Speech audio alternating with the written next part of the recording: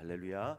시간 하나님의 권능의 말씀으로 큰 위로를 받으시는 복된 시간이 될 수 있기를 간절히 소망합니다.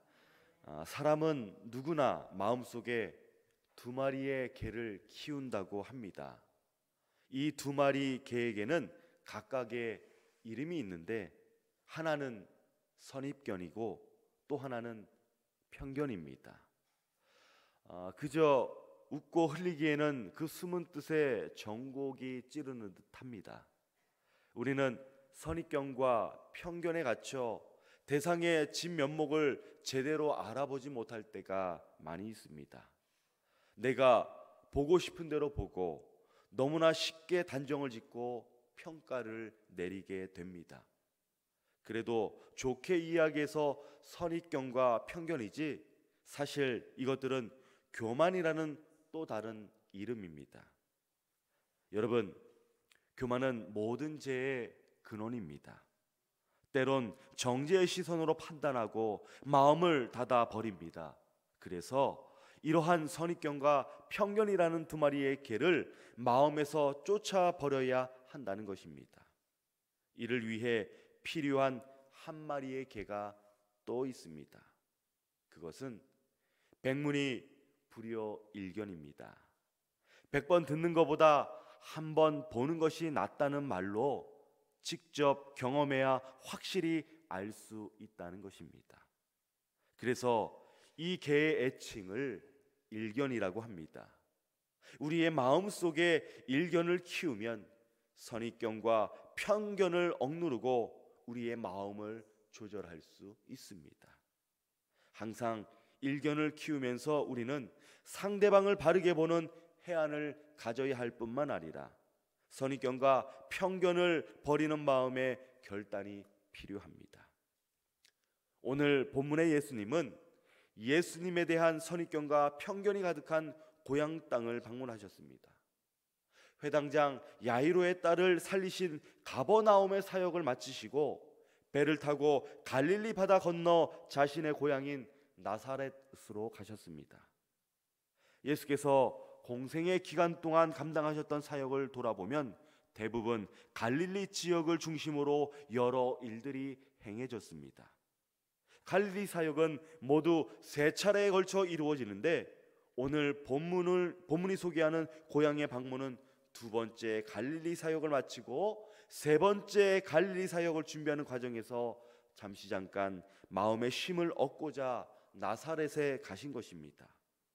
그만큼 예수님께서 감당하셨던 사역의 현장은 매 순간순간이 치열한 현장이었음을 가늠해 볼 수 있습니다.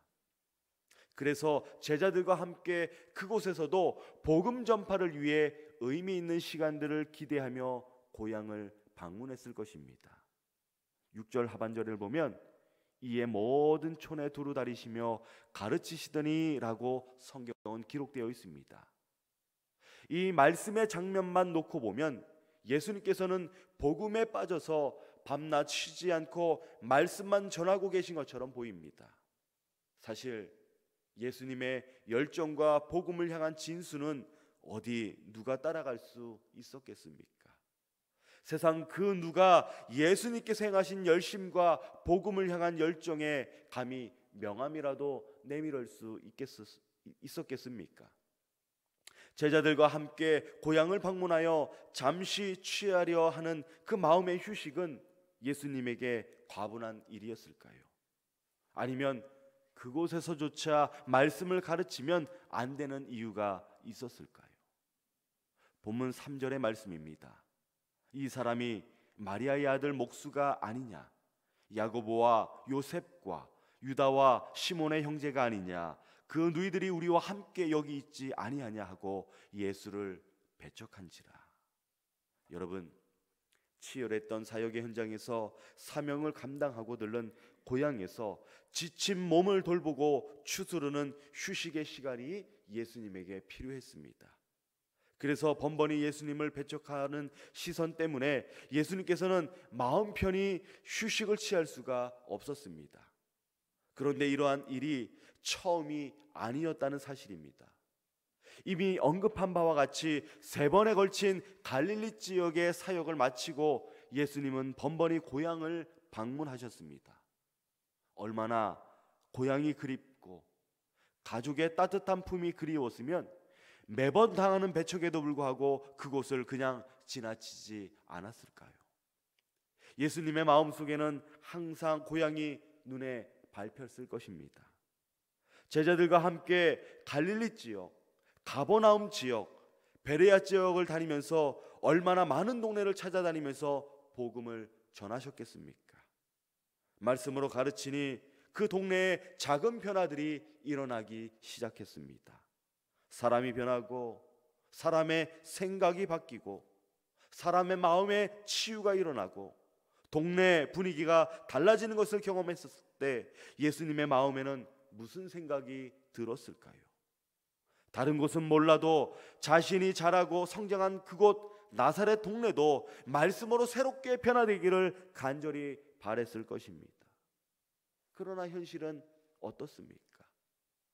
본문 4절입니다. 예수께서 그들에게 이르시되 선지자가 자기 고향과 자기 친척과 자기 집 외에는 존경을 받지 못함이 없느니라 하시며, 여러분, 이 말씀을 제자들에게 전하셨을 때에 예수님의 마음과 표정은 어땠을까요?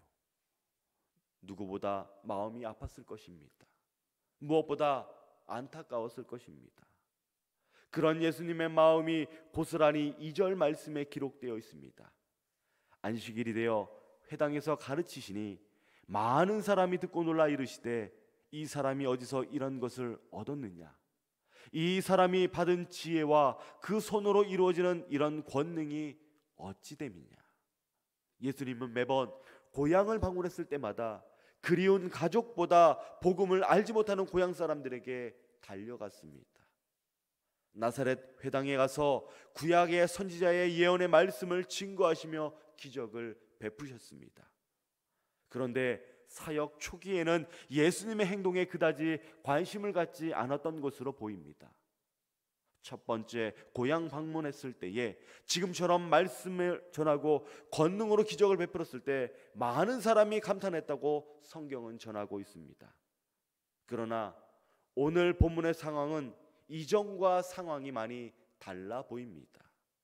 전과 다름없이 회당에서 가르치시고 권능의 손으로 기적을 일으키셨습니다.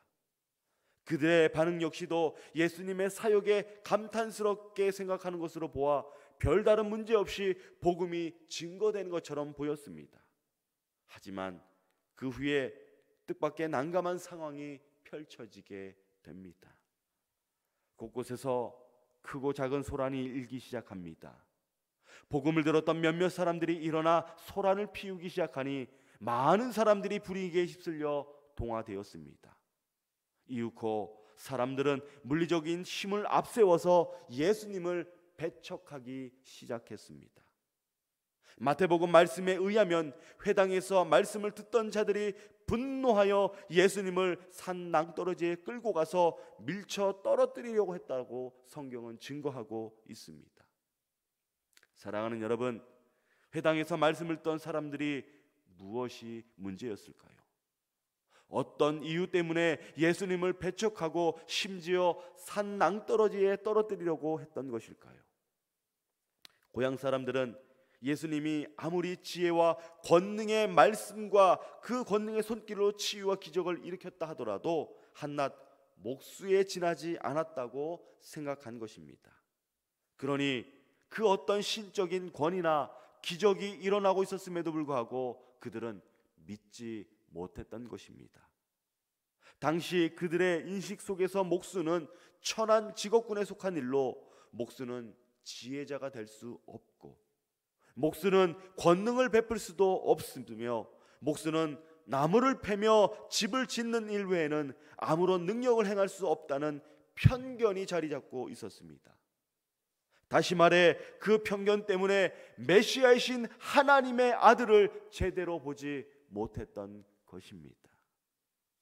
이처럼 우리는 연약하여 편견에 사로잡히는 순간 참과 진리를 분별할 수 없게 됩니다.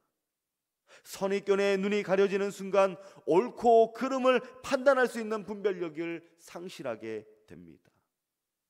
그런데 이 어리석은 인간이 위대한 유산이라 신처럼 떠받드는 것이 있으니 그것이 바로 과학입니다.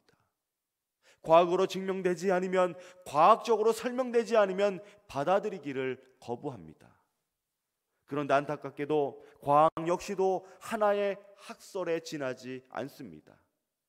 다시 말해 학설은 시대에 따라 바뀌고 변할 수 있기 때문에 우리가 지금껏 받아들인 과학적인 사실은 거짓이 될 수 있으며 변할 수도 있습니다. 예를 들어 과거의 천동설을 절대적 진리로 받아들였던 사람들 앞에 하늘이 도는 것이 아니라 지구가 돈다는 지동설을 설파했을 때 얼마나 많은 조롱이 있었습니까? 그만큼 이 세상에 존재하는 모든 이론들은 불완전할 수 있으며 때론 틀릴 수 있다는 것을 우리는 늘 명심해야 합니다. 그러나 세상에는 영원히 변하지 않는 진리가 있습니다. 바로 하나님의 말씀입니다. 그 말씀 속에는 인간을 향한 끝없는 사랑과 구속에 대한 약속이 기록되어 있습니다. 예수 그리스도가 하나님의 사랑에 대한 증거요, 그리스도의 보혈이 약속에 대한 성취입니다. 그 하나님의 아들 예수 그리스도도 죄악에 빠진 세상을 구하시려고 이 땅에 오셨습니다. 그리고 주님의 십자가의 복음으로 믿는 자를 구원해 주셨습니다. 세상적인 지식과 과학으로 증명될 수 없는 하나님의 사랑으로 우리를 자녀 삼아 주시고 구원의 길로 인도해 주셨습니다. 그리고 그 구원의 길로 나아가는 성도들에게 복음 전파라는 거룩한 사명을 맡겨 주셨습니다. 본문 12절 13절입니다. 제자들이 나가서 회개하라 전파하고 많은 귀신들을 쫓아내며 많은 병자에게 기름을 발라 고치더라. 여러분, 만약 예수님께서 우리가 가진 선입견과 시선을 가지고 세상을 바라보셨더라면 어땠을까요? 그 불편한 시선으로 우리 한 사람 한 사람을 바라보셨더라면 우리에게 무슨 사명을 맡길 수가 있었겠습니까? 본문 7절에 보면 예수님은 12 제자들 부르시고 둘씩 이루어 복음의 현장으로 내보내셨습니다. 제자들에게 더러운 귀신을 제어하는 권능과 함께 담대함을 주심으로 사명을 감당케 하셨습니다. 둘씩 짝을 이루어 보내셨다는 것은 우리의 부족함을 이미 알고 계셨다는 것입니다. 인간은 부족함 투성입니다. 그럼에도 불구하고 예수님은 제자들을 믿어주시고 복음의 현장에서 권능을 행할 수 있도록 기회의 문을 활짝 열어주셨습니다. 그 결과 제자들은 편견 없이 자신들을 믿어주셨던 예수님께 보답이라도 하듯 복음의 현장에서 귀신을 내쫓고 병자를 고치는 등 기적의 놀라운 역사를 함께 만들어 갔습니다. 사랑하는 여러분, 하나님은 언제나 우리 모두를 사랑의 대상으로 봐주십니다. 선입견과 편견은 다 버리시고 하나님의 사랑으로 끌어안을 믿음의 자녀로 삼아 주셨습니다. 그렇다면 이제 달라져야 하는 것은 세상이 아닌 우리의 시선입니다. 내가 달라져야 합니다. 지금껏 선입견과 편견을 가지고 세상을 바라보았다면 그 눈을 감고 마음의 눈으로 세상을 바라볼 수 있기를 바랍니다. 나로 인해 달라진 세상, 복음으로 변화된 세상을 믿음의 눈으로 바라보시고 주님과 함께 세상을 변화시키는 일에 최선을 다하시는 휘경의 복된 성도가 될 수 있기를 주님의 이름으로 축원합니다. 기도하겠습니다. 연약한 우리를 믿음의 자녀로 삼아주신 아버지 하나님, 하나님의 아들로 고향을 방문하셨지만 사람들에게 배척당해 있음에도 불구하고 하나님의 원대한 구원의 역사를 위해 주님은 오늘도 최선을 다하고 믿음으로 그 모든 사역들을 감당하셨습니다. 세상 사람들은 나의 연약함을 보지만 주님은 결코 편견과 선입견 없이 나를 받아주시고 믿어주시는 줄로 믿사오니 주님의 마음을 품고 하나님의 사랑과 생명의 복음을 전하는 일에 최선을 다하는 우리 시경의 모든 성도들이 되게 하여 주시옵소서. 예수님의 이름으로 기도합니다. 아멘.